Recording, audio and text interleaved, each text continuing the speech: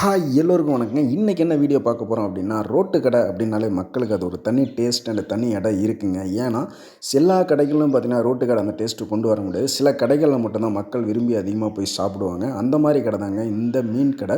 So இந்த மீன் கடையில் பார்த்தீங்கன்னா, நிறையா வெரைட்டியான மீன் வச்சுருக்காங்க. மக்களுக்கு விரும்பினபடி பார்த்தீங்கன்னா, எண்ணெயில் பொரிச்சு சாப்பிட்றவங்களுக்கு தனியாக மீன் வந்து மசாலா தடவி வச்சுருக்காங்க. இன்னொன்று பார்த்தீங்கன்னா, வறுத்து சாப்பிட்ற மாதிரி சூடான கல்லில் அப்படியே முழு மீனாக போட்டு அப்படியே மசாலாலாம் தடவி அப்படியே வேக வச்சு அதை சாப்பிட்றது வேறு லெவல் டேஸ்ட்டாக இருக்குங்க. அவங்க மீனுக்கெல்லாம் பார்த்திங்கன்னா மசாலா பார்த்திங்கன்னா நல்லா காரசாரமாக பண்ணாலும் மீடியமாகவும் இருக்குது. அதே சமயம் பார்த்திங்கன்னா நல்லா ஆயில் விட்டு நல்லா வேக வச்சு கிட்டத்தட்ட ஒரு மீனுக்கே 20 மினிட்ஸ் கிட்ட 30 மினிட்ஸ் கிட்ட நல்லா வேக வச்சு தான் கொடுக்குறாங்க.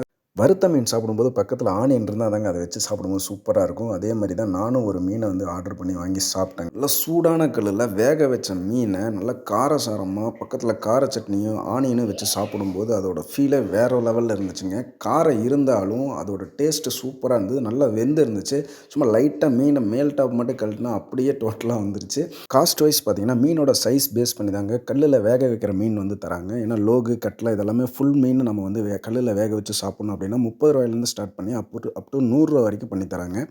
என்னதான் பெரிய ரெஸ்டாரண்ட்டில் போய் சாப்பிட்டாலும் ரோட்டு கடையில் சாப்பிடும்போது அவங்களோட வாழ்வாதாரத்துக்கு நாம் பண்ணுற ஒரு சின்ன ஹெல்ப்பாகவும் இருக்கும். அதே சமயம் இன்னும் அவங்க நிறையா விஷயம் பண்ணுவாங்க. உங்களுக்கும் இந்த மாதிரி ரோட்டு கடையில் சாப்பிட்ற அனுபவம் இருந்து நீங்களும் விரும்பி சாப்பிட்ற பர்சனாக இருந்தால் இந்த வீடியோ பிடிச்சிருந்தால் லைக் பண்ணுங்கள். நன்றி, வணக்கம்.